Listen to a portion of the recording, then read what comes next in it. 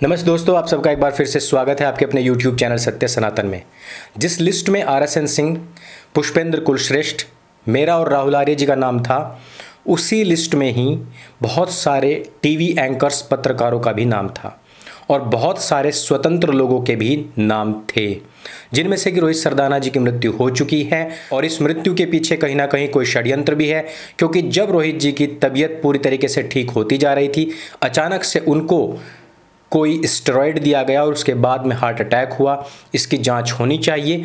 हम सरकारों से इस बात की डिमांड करते हैं। आज हमारा सबसे बड़ा सवाल यही रहेगा कि क्या लाशों के ऊपर हंसने वालों, मजाक और ठट्ठा बनाने वाले लोगों की भी कोई सिलेक्टिवनेस है? आज ही शहाबुद्दीन की मृत्यु हुई है। कोरोना से तड़प तड़प कर इस व्यक्ति की मौत हुई और शहाबुद्दीन एक आतंकवादी था। बहुत सारी धाराओं में वो लंबित था, जेल गया था। यहाँ तक कि चंदा बाबू नाम के एक व्यक्ति के 3 बेटों को तेजाब से नहलाकर उनके टुकड़े टुकड़े करके नमक की बोरियों में भरकर फेंकवा दिया गया था। चश्मदीद गवाह उनके अंतिम बचे हुए लड़के राजीव रोशन को गोलियां मरवा दी थी, वो भी शादी के 18वें ही दिन। इतनी निर्मम हत्याकांड के बावजूद आज तक किसी मुसलमान ने ना ही तो शहाबुद्दीन के खिलाफ कोई फतवा निकाला, ना उसके सिर पर कोई इनाम निकाला, और ना ही उन्होंने कहा कि रमज़ान के महीने तक भी जिस व्यक्ति ने नहीं बख्शे पाप करने से, ऐसे व्यक्ति ने इस्लाम का नाम बदनाम किया है, उसने हमारे रसूल को नीचा दिखाने का प्रयास किया है, इसके नाम पर फतवा निकाला जाए और इसको इस्लाम से बर्खास्त किया जाए। कभी भी किसी मुसलमान ने उसके खिलाफ एक उंगली तक नहीं उठाई।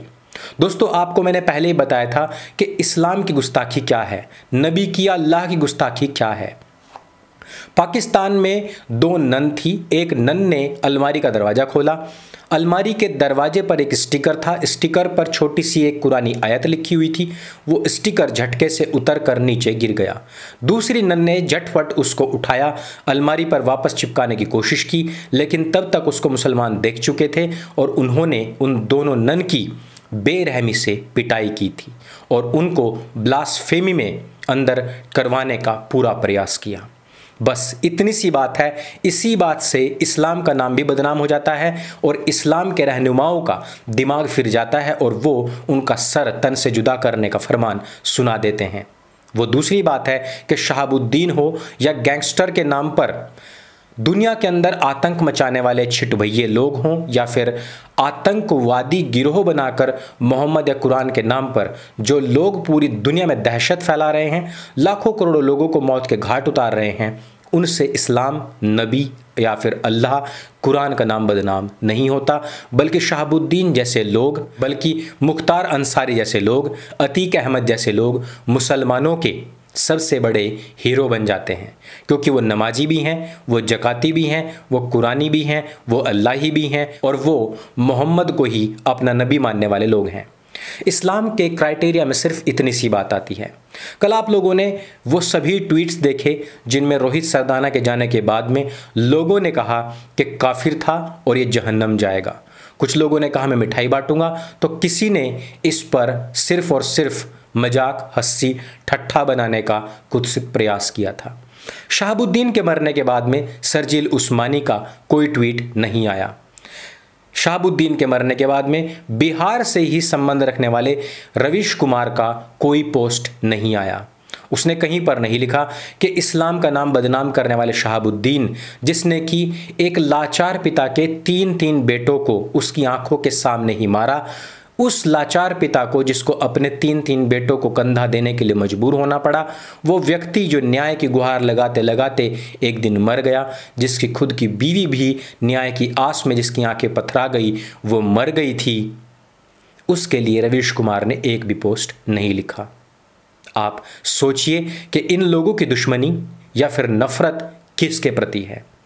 क्या उन लोगों के प्रति है जो खून बहाते हैं, जो आतंक मचाते हैं, जो लोगों को तेजाब से नहला करके उनके टुकड़े टुकड़े कर नमक की बोरियों में भर देते हैं? क्या उनकी नफरत उन लोगों से है जो कृष्णानंद राय को बीच भरे राह 500 गोलियों से भून करके उनकी शिखा काट लेते हैं? क्या उनके प्रति जिन्होंने बिहार, उत्तर प्रदेश, बंगाल को जंगल राज बनाया? नहीं।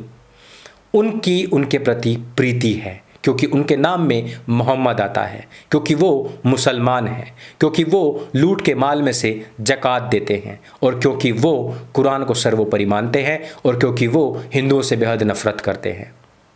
इसलिए वो मुसलमानों के हीरो ही माने जाते रहेंगे। शर्जील उस्मानी हो, स्वरा भास्कर हो, या फिर वो पत्रकारिता जगत के सभी लोग, या फिर ट्विटर, फेसबुक, इंस्टाग्राम जैसे प्लेटफॉर्म्स पर हिंदुओं से नफरत फैलाने वाले लोग, उनकी मौत पर जश्न मनाने वाले वो लोग इस बात पर कुछ नहीं बोलेंगे कि शहाबुद्दीन ने किस प्रकार हजारों लोगों को नर्क बना करके रखा था, बहन बेटियों के जीवन को नर्क बना करके रखा था। वो सिर्फ इस बात पर ही बोलेंगे कि रोहित सरदाना ने क्रॉस क्वेश्चन क्यों किया और रोहित सरदाना ने सवाल क्यों पूछा। दोस्तों, मुसलमानों का सबसे बड़ा मसीहा जाकिर नाइक, और जाकिर नाइक का पूरा काम धाम यह भारतवर्ष में देखने वाला एक व्यक्ति, वो कहता है कि यदि रोहित सरदाना ने इस्लाम को मान लिया होता, मोहम्मद को पैगंबर मान लिया होता, तो वो आज ऐसे नहीं मरता। इन लोगों से मैं पूछना चाहता हूं कि शहाबुद्दीन हो, या फिर ऑन एयर एक महिला को थप्पड़ों से मारने वाला हिंदू विरोधी व्यक्ति हो, या फिर वो मौलाना जो मरकज में शामिल हुए थे, ये सभी लोग भी कोविड से तड़प तड़प कर मरे हैं। अभी भी सैकड़ों मौतों में जो मुसलमान झेल रहे हैं, वो जिससे मर रहे हैं।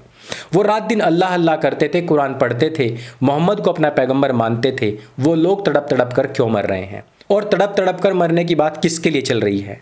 ये कमेंट में आप पढ़िए। कर्मफल के सिद्धांत की बात हो रही है। कर्मफल के सिद्धांत की बात किसके लिए है? आज तक इब्राहिमिकों के जितने भी नबी हुए, पैगंबर हुए, प्रॉफिट हुए, सभी के सभी तड़प तड़प कर मरे हैं। सभी की पूरी फैमिली अंत को प्राप्त हुई है, और वो भी निर्ममता के साथ में। क्या यही कर्मफल सिद्धांत उन नबियों, पैगंबरों, प्रॉफिट्स के ऊपर भी लागू होता है अथवा नहीं? वो नबी जिन्होंने कहा कि हम ही अल्लाह के या गॉड के भेजे हुए हैं, उनको भी तड़प तड़प कर मरना पड़ा। असामयिक मौत उन लोगों की भी हुई, और उनको देखने वाला तक कोई नहीं था। मोहम्मद अली जिन्ना मुसलमानों का सबसे बड़ा हीरो, तड़प तड़प कर मक्खियों से भिनक भिनक कर मरा था। क्या उसका भी कोई कर्मफल सिद्धांत था? ऐसा नहीं है कि मुसलमानों को ऊपर से प्रॉफिट के देवदूत अपने पालने में लेने आते हों। उन लोगों की भी तड़प तड़प कर ही मौत होती है। तो फिर ये नफरत क्यों और किस लिए? इस नफरत की वजह है एक किताब, जिस किताब में लिखा हुआ है कि काफिरों को कभी भी अल्लाह सद्बुद्धि नहीं देगा, और काफिरों को वो जहन्नम का ईंधन बनाएगा, जहन्नम में उनके पकोड़े तले जाएंगे, और उन लोगों को कभी भी वो हिदायत नहीं देगा। काफिरों के प्रति इस नफरत भरी किताब पर कई बार बैन लगाने की बात हुई, लेकिन वो नहीं लगती है, और बार बार सिर्फ यही कहा जाता है कि देश और दुनिया में न जाने क्यों नफरत बढ़ती जा रही है। जिनकी मजहबी किताब ही नफरत फैलाना सिखाती हो, भला वो लोग नफरत से दूर कैसे हो सकते हैं? अंत में एक बार फिर से मैं अपने सवाल को दोहराते हुए कि रविश कुमार, स्वरा भास्कर, या फिर सोशल मीडिया ट्रोल्स जो कल तक रोहित सरदाना जी की मृत्यु के बाद में, जो कि एक षड्यंत्र प्रतीत होती है, उसके बाद में जो हंसी ठाके लगा रहे थे, जो काफिरों को जहन्नम की आग बता रहे थे, उन लोगों का शहाबुद्दीन की मौत पर, एक गैंगस्टर, एक आतंकवादी और एक घनघोर हिंदू विरोधी व्यक्ति की मौत पर अभी तक एक भी ट्वीट, एक भी कमेंट, एक भी वीडियो, या फिर एक भी हंसी का इमोजी क्यों नहीं आया? क्या है इसके पीछे का कारण? आपको जो कुछ भी लगता है कमेंट करके जरूर बताइएगा। शहाबुद्दीन जैसे ये जितने भी लोग हैं, इन सब का भी कर्मफल सिद्धांत के अनुसार न्याय होगा। रोहित सरदाना एक सनातनी थे, और वो कहीं गए नहीं, सिर्फ कपड़े बदलने के लिए गए हैं। वापस जरूर आएंगे, क्योंकि ये आत्मा अजर है, अमर है, अविनाशी है। यह आत्मा सनातनी है। मेरे संग बोले सत्य सनातन वैदिक धर्म की जय। जय हिंद, वंदे मातरम।